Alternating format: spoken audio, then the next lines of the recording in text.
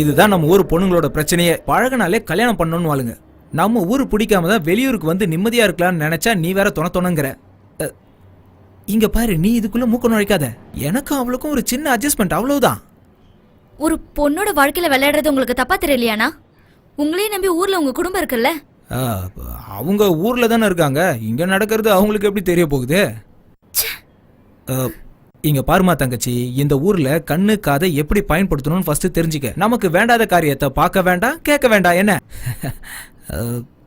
என்ன இந்த மாசம் உன்னோட சம்பளம் ஸ்பான்சர் என்கிட்ட கொடுத்தமிச்சான். 600 ரியால் இருக்கு. 600 ரியாலா? என்கிட்ட சொன்னது வேறையாச்சு. சொன்னது 800 ரியால். 200 ரியால் என்னோட கமிஷன். அந்த ஃபாத்திமா பொண்ணு அடிக்கடி என் ரூமுக்கு வரல, அதுக்கு கொஞ்சம் காசு கொடுப்பேன். அவளுக்கு கூலின்னு நினைக்காத, அவ மேல உள்ள பாசம். அந்த காசெல்லாம் இப்படி தானே சரி செய்ய முடியும். எனக்கும் ஊர்ல பொண்டாட்டி பிள்ளைங்கெல்லாம் இருக்குல்ல, அவங்களுக்கு ஒரு குறையும் இல்லாம பாத்துக்கணுமே. அப்ப இந்த காசை நானே ஊருக்கு அனுப்பி வச்சுட்டுமா?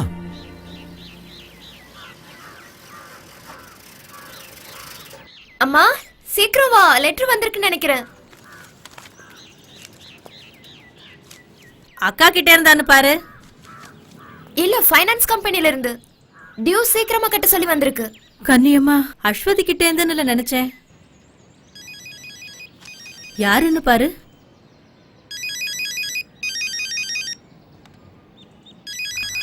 மா வேகமா வாமா, ஃபாரின் நம்பர் மாதிரி இருக்கு. அக்காவா இருக்கும், எடு எடு. ஹலோ ஹலோ, இது அஸ்வதியோட வீடு தானே? ஆமா. நீங்க யார் பேசுறது? நான் சவுதியில இருந்து பேசுறேன். எனக்கு அஸ்வதியை பத்தின சில விவரங்கள் தெரியணும். சவுதியில இருந்து? ஹலோ, யாருங்க பேசுறது? என் பொண்ணுக்கு தெரிஞ்சவங்களா? அவ ஏன் பேச மாட்டேங்கிறா? அஸ்வதியோட அம்மாவா நீங்க? ஆமாப்பா. அஸ்வதி இங்க இருந்து கடைசியா உங்களுக்கு எப்ப போன் பண்ணாங்க தெரியுமா? ஈஸ்வரா, அவளுக்கு என்னப்பா ஆச்சு? என் பொண்ணு குரலை கேட்டு மாசம் 5-6 இருக்கும்பா. வாரம் தவறாம என் வீட்டுக்கும் அவ புருஷன் வீட்டுக்கும் போன் பண்ணிக்கிட்டே இருப்பாளப்பா. 2 மாசம் தவறாம பணம் அனுப்பிக்கிட்டு இருந்தா. இப்ப போனும் இல்ல, லெட்டரும் இல்ல. அவன் நம்பருக்கு போட்டா எப்ப பாரு கிடைக்கிறது இல்ல. என் பொண்ணுக்கு என்னப்பா ஆச்சு? யாரு யாரு நீங்க? எனக்கு காசு பணம் ஒண்ணு வேண்டாம்.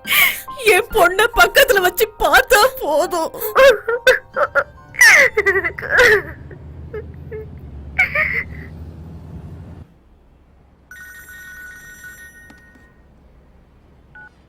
ஹலோ. ரசாக் சொல்லுங்க. அப்படியா பேசுனீங்களா? அவங்களோட ரியாக்ஷன் எப்படி இருந்தது? அப்படியா? எங்க நம்ம பத்திரிகையில வந்த நியூஸ் பத்தி அவங்க கிட்ட சொன்னீங்களா? 5-6 மாசமா தான் பொண்ணோட விவரம் தெரியாம தவிச்சுக்கிட்டு இருக்கிற ஒரு தாய் கிட்ட என்னன்னு பேச சொல்றீங்க? எது எப்படியோ நாளைக்கு நான் பரைடா போறேன். ஸ்ட்ரெயிட்டா ஸ்பான்சரோட வீட்டுக்கே போய் நான் என்ன ஏதுன்னு தெரிஞ்சுக்கிறேன். கிடைக்கிற விவரங்களை எனக்கு அப்பப்ப சொல்லுங்க. சண்டே நியூஸ்ல இதை போடலன்னா உனக்கு தலையே வெடிச்சிருமே. ரசாக், ஒரு 3 காலம் ஃபில்அப் பண்ற மாதிரி ஏதாவது நியூஸ் இருந்தா கொடுங்க. வர வேண்டிய விளம்பரம் வரல. நான் ஒரு சாதிக் பாஷா மேட்டர் சொன்னல, அதையும் போட்டுரு. சே, நான் அடி வாங்கணும்னு ஆசைப்படுறீங்களா? பத்திரிக்கைக்காரனே சாதிக் பாஷா நியூஸ போட பயப்படுறான். அதான் பெரியவர் ஹாஸ்பிட்டல் கூட்டு போய் வந்தாச்சே. இதுக்கு மேல நான் என்ன செய்யணும்? இனிமே கேம்ப்ல வச்சிருக்க முடியாது. இங்க எந்த ஊருக்கு அனுப்பலாம்னா திருப்பி அனுப்ப வேணாம்னு உங்க பொண்டாட்டியே சொல்லிட்டாங்க. அப்படியா? ஏன்? நல்லா பாருங்க, எப்ப பார்த்தாலும் தின்னுகிட்டே இருக்கான். 4 பேர் சாப்பிட வேண்டிய சாப்பாட்டை இவன் ஒரே ஆளா சாப்பிட்டு எங்களெல்லாம் பட்டினி போடுறானே. உப்பும் புளி இல்லாம சாப்பிடவே வெறுப்பா இருக்கு. இது வெறும் சக்கைய திங்கிற மாதிரியே இருக்கு. அது சரி, என்னை விட்டுட்டு ஒரேடியா போயிட்டீங்கல்ல. ஒரு பிரியாணி வாங்கி தாங்கன்னு சொல்லி 3 நாள் ஆச்சு. ஒருத்தனம் மதிக்க மாட்டேங்கிறான். ஒன்னு சொல்றேன் கேளுங்க, வாய்க்கும் வயிற்றுக்கும் சரியான சாப்பாடு இல்லாம என்னால அங்க இருக்க முடியாது. ரசாக்கு, என் கையில கொஞ்சம் காசு கொடுத்துட்டு போ. போறப்ப சிகரெட்டுக்கும் சேர்த்து காசு கொடுத்துட்டு போ, புரிஞ்சுதா? எங்க கிளம்பிட்டியா? இந்த கால் கட்டை பிரிச்சதுக்கு அப்புறம் டிபோர்டேஷன் கிடைக்கும். அதுக்கப்புறம் உங்க பிரச்சனை சரி பண்ணிக்கலாம். நான் ஊருக்கு போறத பத்தி சொல்லல, பிரியாணிக்கு மறக்காம காசு கொடுத்துட்டு போன்னு சொல்ல வந்தேன். சரி. வர வெள்ளிக்கிழமை கேம்ப்ல இன்ஸ்பெக்ஷன் இருக்குண்ணே. கம்பெனி ஆள் இல்லாம வேற ஒருத்தனை பார்த்தா ஏன் வேலை போயிருண்ணே. அதுக்கு நான் என்ன பண்ண முடியும்? சார், நீங்க தான் எங்களை காப்பாற்றணும். பாஸ்போர்ட் இல்லாத ஒரு ஆளுக்கு வேலை கொடுத்து நானா மேல இருந்து கீழே குதிக்க சொன்னேன்? தெரியாம நடந்துருச்சு. ரசாக்கண்ணை எதுவும் செய்யலனா அவனத்துக்கு நாங்களே வெளியே போட்டுரும்ண்ணே. என்ன ரசாக்கண்ணனுக்கு வேஸ்ட் பொருள் அள்ளிட்டு போறதா வேலையா? வாங்கண்ணே போலாம். ரசாக்கண்ணை என்ன கைவிட்டு போறீங்க? நீங்க ஒரு 2 நாள் அவர் அங்கேயே தங்க வைங்க. அதுக்குள்ள அவருக்கு ஒரு வழி கிடைக்காமல போயிடும். روح من هنا ما ابغي اسمع شيء هذه الخدامة اساءت لسمعتي روح روح சாகித் லவ்கி ஹரத் மீன் இந்தி லாசம் ஹனயரஃப் أنا يجي من سفرة لا تتكلم ولا كلمة ما ابغي اسمع شيء من ராஸ்கல் المليباري எனக்கு அரபி தெரியாது انت நினைச்சிட்டு எப்படி كمان திட்டுறான் خربان நீ எங்கே وكلهم கோவம் இஞ்சி முக்கு خربانين கிடைக்கிற والا ابلغ الشرطة قد فلوس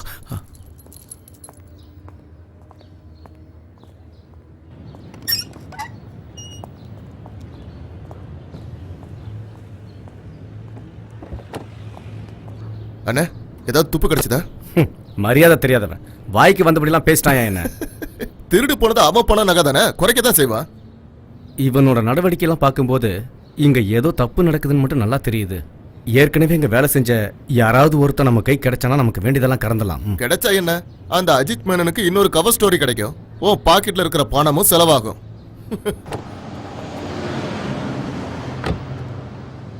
அஜித்துக்கு வாக்கு கொடுத்துட்டேங்கிறதுக்காக மட்டும் நான் இங்க வந்து பார்க்கல வரதா.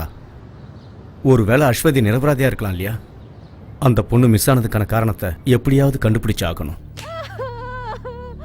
انا انسان محترم ما ابغي اخرب اسمي بسبب سايق او خدام وما ابغي ادخل الشرطة بس عندي صلاحية اجازيكي انا كفيلك انت مسلمة الله ما يغفر لك اللي عملتيه.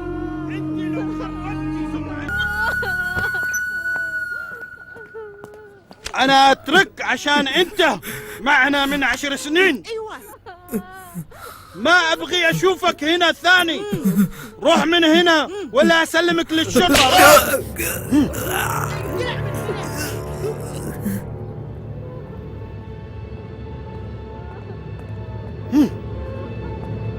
اللي جوا ما تعطيني حتى مويه.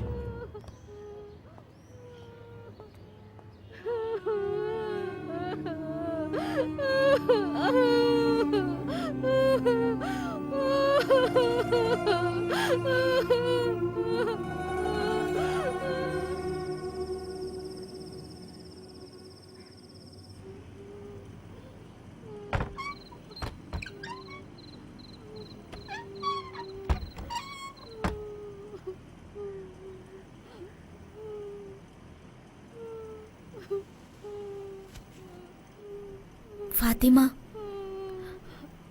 அவங்கெல்லாம் தூங்கிட்டாங்க.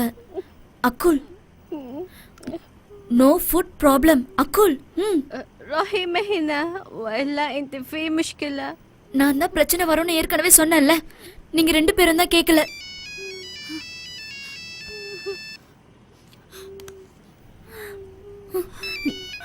ஹலோ உஸ்மானா? ஹலோ தங்கச்சி, நான் தெரியாம தப்பு பண்ணிட்டேன்.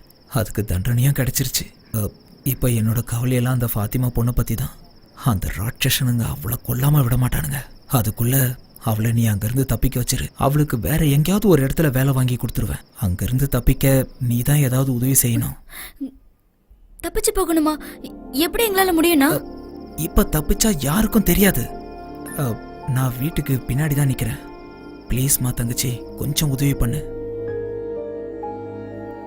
உங்க ரூம்ல ஏசி இருந்த இடத்துல பலகையை வச்சு தான் அடிச்சிருக்காங்க. அது வழியா குதிச்சா பின்னாடி நான் இருக்கிற இடத்துக்கு வந்துடலாம். நான் அங்கே தான் நின்றுட்டு இருக்கேன். ஃபாத்திமா கிட்ட ஃபோனை கூட, நான் அவகிட்ட கொஞ்சம் பேசணும். هلو عثمان.